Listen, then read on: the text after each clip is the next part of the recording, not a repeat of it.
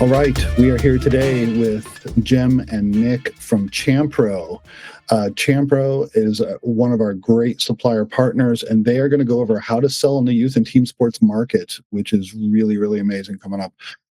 Jim, Nick, thanks so much. Take it from there. Thank you, Ian. Appreciate it. We're excited to talk to you, the Pro EQP members. Really proud of our relationship and the partnership that Ian mentioned, and want to talk a little bit today about the kind of the what, the why, and the how of team sports, and specifically youth team sports, which is a market that we feel is accessible to you. So just quick introduction. My name is Jim, Vice President of New Business Development. I apologize. We had to come on a little early, so we didn't get Nick's picture on there, but I think he's okay with that. Nick, if you want to introduce yourself briefly. Yeah, I'm Nick Balin. I'm the new business development sales manager. So I'm helping Jim kind of grow our corporate side of our business, as well as I have a team of inside sales guys here as well. Thank you, Nick. Appreciate it. So excited to be on today. We're going to just give a little bit of a framework and a level set on youth team sports. Champro is a team sports equipment and uniform supplier. So this is kind of the heart of our market, although you certainly can use our products in other areas. What does team sports look like in the US? So if you're not selling it, or maybe you've done a little bit with it and don't have a total handle on it, if you're just looking for how many people participate, the why of it, maybe the revenue opportunity that is there. So I won't go over all the details of all the slides you're going to see here, and you'll certainly be able to see this in recording. And we'll send out the slide deck, and you're welcome to look through it at your leisure pace. But just to give a little bit of background about inactive versus active, and about 3/4 of America is defined as being active through different sports, some which are team and some which are not. But as you can see here, a really good portion of Americans are active and they're playing team sports. And so there's a lot to be had here. And so what you're going to see over the next couple slides is what we call core, and I'll flip over to here, casual. So core team sports participation is what you would consider to be, most of you on this recording would probably consider to be serious, committed, competitive play. And so just to get a little bit of a feel for what that looks like in the US market, you'll see here on the slide that basketball is the largest core team sports participation sport in North America. That leads the way at just over 15 million participants. Baseball has about 7.5 million, followed by soccer at just about 4, volleyball at about 3.5, football at about 3, and then you get into fast pitch at, I think it's just about 1 million, and then a little under that for lacrosse. And then as you get into casual team sports participation, think your weekend warrior, your casual athlete that plays once in a while but isn't seriously committed or playing as often. There's a lot of participation here as well. So within that market, basketball leads again. There's almost 12 million Americans playing basketball casually. And then you get into baseball at over 7.5, soccer, just about the same number, and then followed by football, volleyball, lacrosse, and softball. So lots of athletes playing sports, which means lots of revenue opportunity for you to sell to them and service their business needs. The primary market for the participation that you see in that slide, and really where probably the easiest access to this market is going to be, is in the youth market.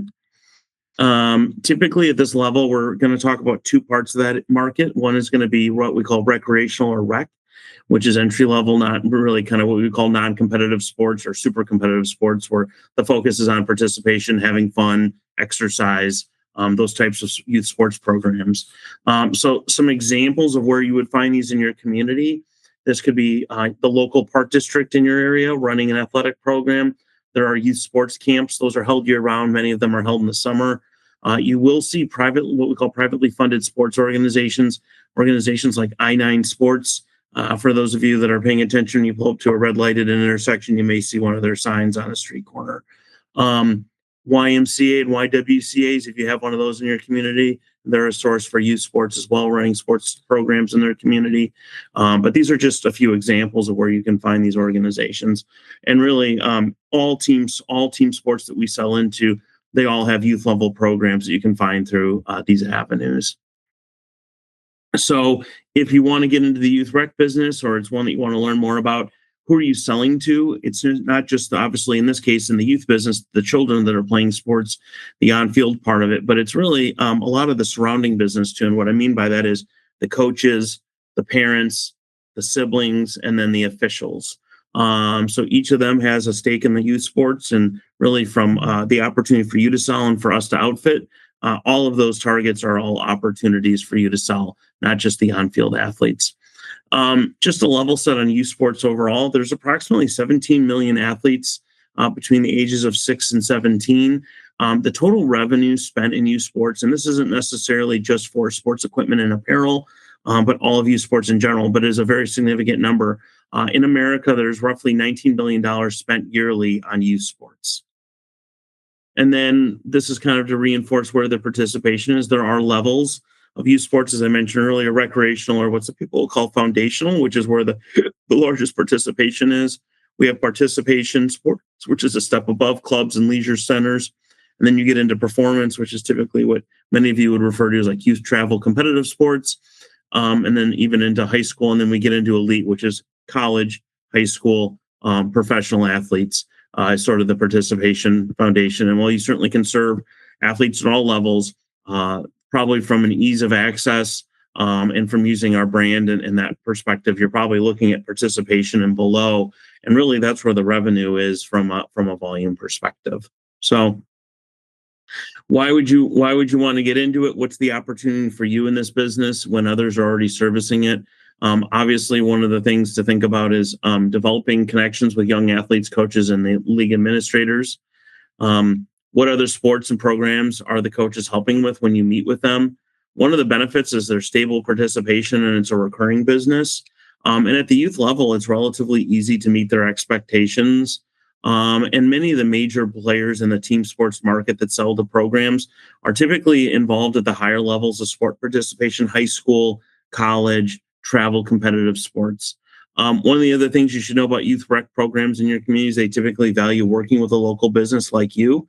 They don't want to work with a national entity generally. They're looking to work with someone close to them that understands them and is nearby. There could be sponsorship opportunities. And really, from just a feel-good perspective, I think one of the things I appreciate is that it's an opportunity for you to be a part of young people learning, falling in love with team sports and reaping all the benefits of team sports. So there's that component to it as well. So what are some of the things that you can sell to a youth sports program in your community? You can sell team uniforms that typically at this level is being driven by entry-level price point stock team uniforms and accessories. It's typically going to require simple decoration, and then they're also going to need it quickly just because of late registrations and typically quick turnaround between when a coach comes on board and the start of the season. But you also have other apparel opportunities with the parents for fan gear, the officials for both for the on-field apparel, so things like referee shirts, the accessories they need, and of course the coaches as well. And coaches can be apparel, certainly coaches apparel, but they also have specific coaches related sports equipment as well that they may need. And then of course just equipment. The equipment that a baseball program, for example, or a softball or football program may need. There's certainly an opportunity there. Everything from balls to batting tees to helmets, equipment, catcher's gear. You don't have to be a full-line sporting goods store to have access to those things. Champro has all of that. We also have equipment for the officials, including protective equipment, and then the coaches as well, much of which require accessories and some other items as well.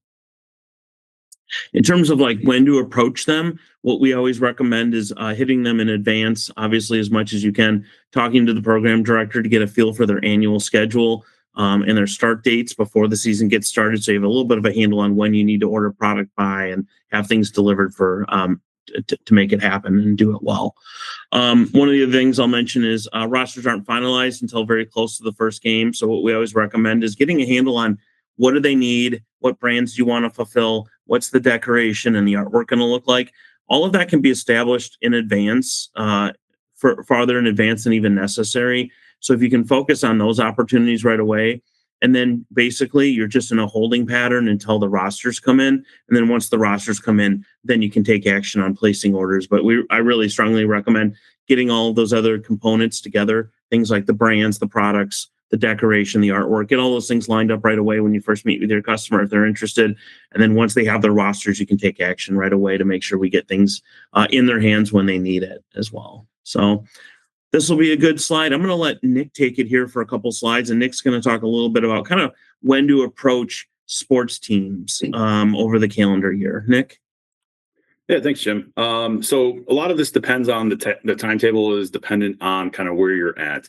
So we'll take like baseball and softball, for example. We have on there February to May. So obviously, if you're in the South, you might start, wanting to sell to them right about now, November, December. As they get into January, they might be starting games, February, things like that. Whereas us here in the Chicagoland area, where we're still under snow, at least and through March, sometimes all the way into May. So it all depends on when you kind of want to start talking to these organizations. Is kind of when regionally, like where you're located for like that. Basketball, those are pretty much running from winter time for everybody. Football, that is one that is a mainstay. That one's going to be in the fall. Everybody plays at the exact same time, kind of coincides with back to school. Hockey is another one that can start as early as September and going through December, January. Volleyball, high school starts in most places in the fall, but they also is club and things like that that happen during the summer and sometimes over the winter as well.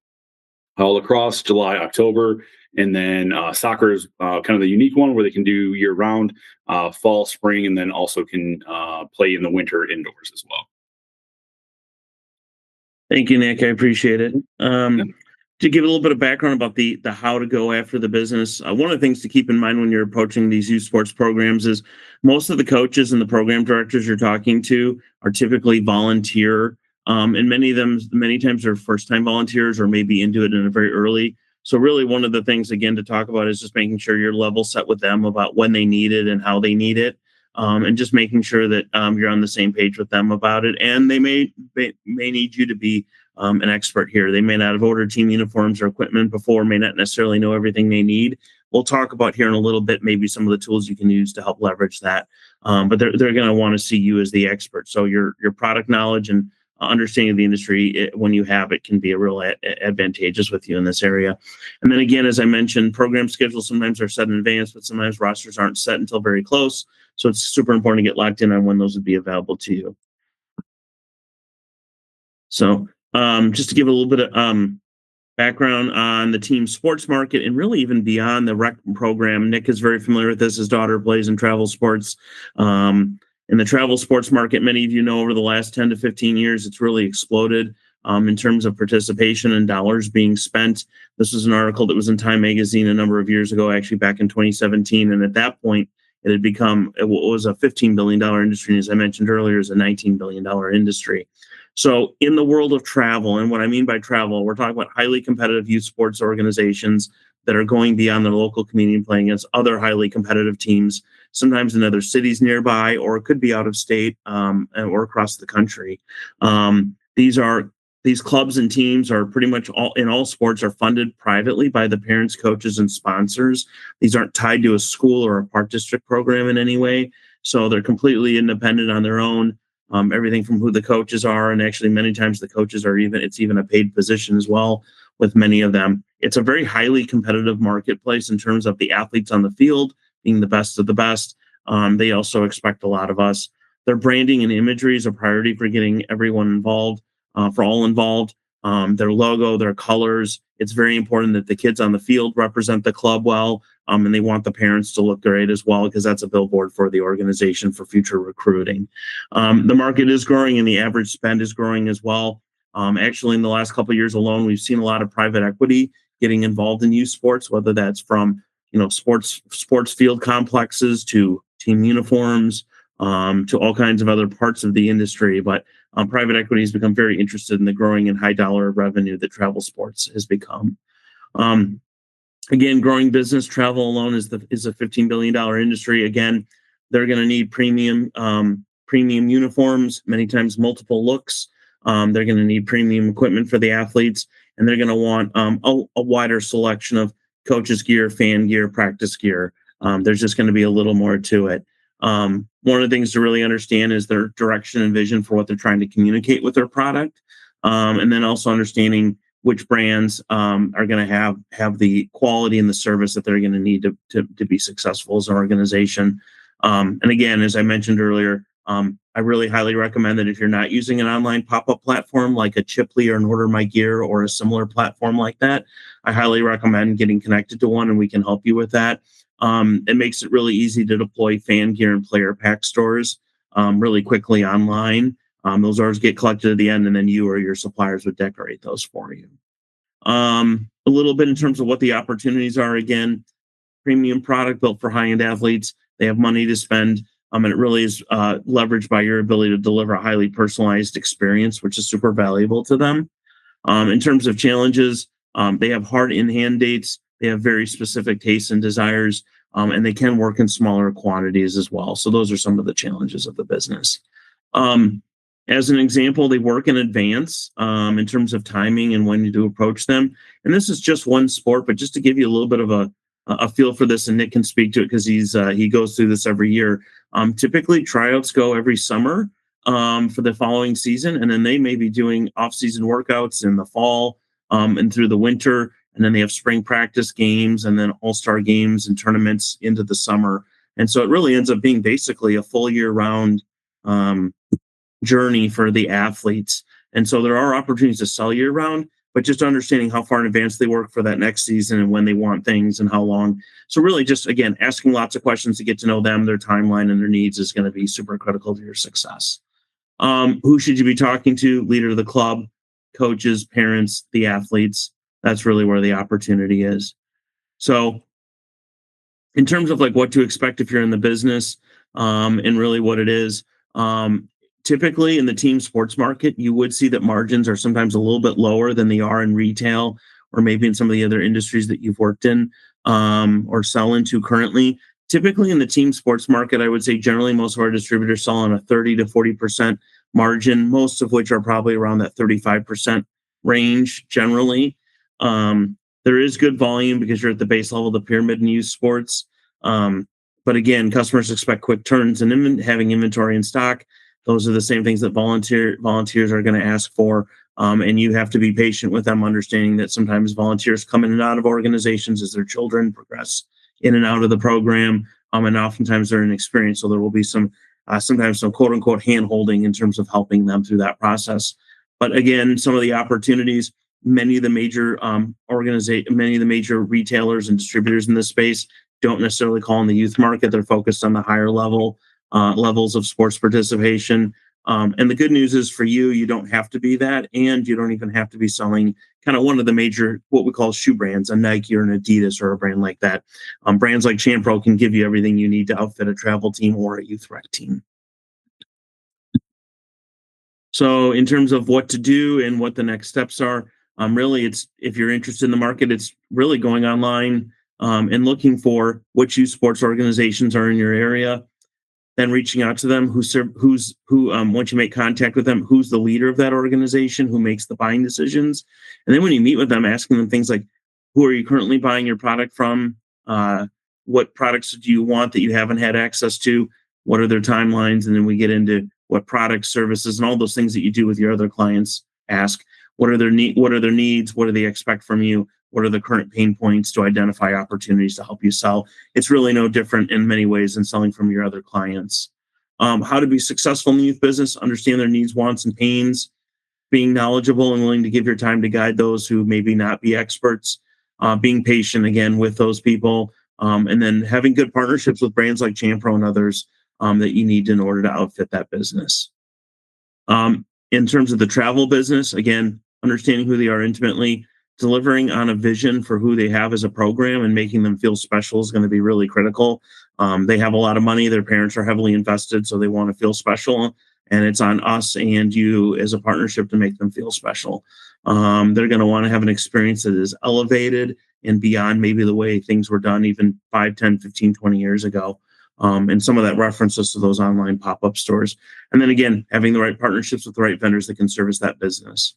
So what do you need from one of those partners? You're going to be looking for someone who is in stock, can deliver it quickly, has the right price points, can decorate in-house, and has everything they need. Those are going to be some of the critical points for this business. So things to think about. And then if you're in the travel world, you're going to look for someone who has high-end custom quality team uniforms, practice gear, someone that can really kind of communicate a team's identity through their colors and logos. And then obviously being able to deliver, again, one-stop shop is super important important for them. One of the challenges you'll have is there are other brands that do sell to teams that will sometimes sell direct in addition to selling through distribution. We don't do that. Just to clarify, we only sell through our retail distribution network. And then again, are you available to sell online? They're really going to be expecting that. We do have a full line of products, which you'll see here. And then really, what are you looking for in a supplier? Just to give a little bit of background, this is our new facility we moved into 2 years ago. It was about a threefold increase in warehouse space, along with additional warehouse and testing labs and R&D space. We've become a very reliable partner for you. We're shipping basically at 100% on all orders taken by 4 p.m. This year and over the previous 4 years. And once it leaves our building, we're striking about 2/3 of the American population within 2 days. And then we hit just over 90% of the American population within a 3-day transit. So when they need it quickly, we can do that. Again, friendly reminder, brands, and I'm not really picking on them, but I guess I am. Wilson. Wilson is a brand that's been known for selling direct to club teams. That can happen. Obviously, that's not something that Champro does. So again, you don't have to worry about your supplier being your competition. We do not sell direct. So just to clarify that, if you are going to use an online platform to sell, we are on many of them. And so it's very easy to deploy equipment and apparel stores for them. And then did want to provide a few tools. I'll let Nick talk about our checklist program. So we have a checklist for every sport that we participate in and provide product to. So if you're not an expert, maybe in baseball or soccer or football, and you don't know where to start, this is what this checklist can help you with. It'll have everything that a coach or an organization will need for that upcoming season, and you can turn it over to that coach or organization. Say, hey, what do you need? Check it off, and that way you'll know. You don't have to, like I said, be an expert. They'll know exactly what's on that sheet, and they'll know what they need. And then anything that has like a little C next to it, that is something that you can get from Champro. And then anything else that is not on there, it might be something that you could get from one of your other suppliers. Like we have on there examples like first aid kits. Not something that we do, but it's something they're going to need, and you might be able to get that from another supplier that you work with. Appreciate it, Nick. Absolutely. And then I'll let you talk a little bit about our comparison sheets as well. Yeah, sure, absolutely. So we also have comparison sheets. If you're working with an organization, like they might say that we're using a Wilson baseball or a Rawlings or things like that, that you don't have access to, but you do have it with Champro. We have comparison sheets that you can ask them, okay, which ball are you using? And then we'll have a diagram of exactly what our comparison is to that particular product. And we have that for all of our baseball, softball, football, basketball, volleyball, all the sports that we participate in and supply equipment to. We have those comparison charts to make it easy for you to be able to sell into those organizations. Thank you, Nick. I appreciate it. And then if you want to wrap up with these are the additional comparison sheets. Sorry about that. And then maybe, Nick, if you want to just give a little bit of color on kind of the one-stop shop convenience of our line. Sure. One of the things that makes Champro unique is we are a true one-stop shop for equipment and then for that team uniform as well, from head to toe. So caps that we can do to the jersey, to the pants, the belts, the socks, the helmet that they might be using on the field. Pretty much anything we can supply is outside of cleats and gloves. Any of the other equipment that they might need. For any type of team out there, we are kind of your one-stop shop that can, supply both that uniform and on-field apparel, as well as that off-field spirit wear for the parents or even the, members of the team that want to wear their stuff around to school or wherever they're going, as well as the equipment as well. Thank you, Nick. I appreciate it. Just to talk a little bit about, are we an ideal partner for you and is Champro the right company? We do offer in-house decoration, which if you're not offering that yourself, it's easy for you to let us kind of hand that over to us and we can manage that for you. We do in-house screen printing and direct to film, and we do it very quickly. No minimums, very simple pricing. Happy to talk to you more about that if you're interested. But we do have the ability to decorate team uniforms in-house so that it comes into you completely decorated and done and you don't have to touch it. Nick mentioned this earlier, the sports checklist program. This is an example of what it looks like. This is the one for baseball. This shows you all of the different things that the team needs to get on field. And as you can see in this picture, about 2/3 of the items you need, Champro has. And so we can put you in a position very quickly to be successful and help them outfit all their needs. Getting into the other side of it, I mentioned earlier the off-field part of sports, which is coaches, fans, that part of the business. We do have the ability to deliver on really great fan apparel and coaches apparel, everything from t-shirts to quarter zips to hoodies to polo shirts, and even things like blankets and rally towels as well. So just a little bit of background there. I did want to mention we are online as well on the online shopping platforms that I mentioned earlier. If you have questions about that, we'd be happy to talk about it.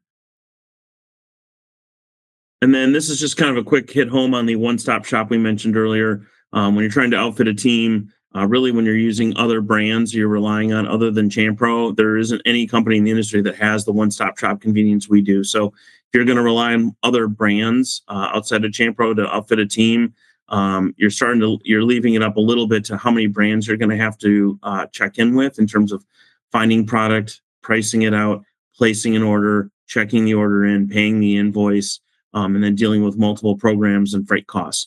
The one thing with Champro that you have is that we have just about everything you need. So you're going to get simplicity in terms of how many orders you need to place. One, if you're using everything from us, how many orders you have to check in. One, how many invoices you have to pay. So it's really about giving you your time back. So it not only is a convenience to your customer to get everything in one place, but it's a convenience and a time saver for you, allowing you to get back to running your business and selling more product and making more money. So just a little recap here at the end. Why Champro? Champro is growing quickly. We're growing quickly with the Promi EQP group, so thank you for that. But as a brand, we're up overall this year 20% as a brand. And as you'll see here, we've had 4x growth since 2020 alone.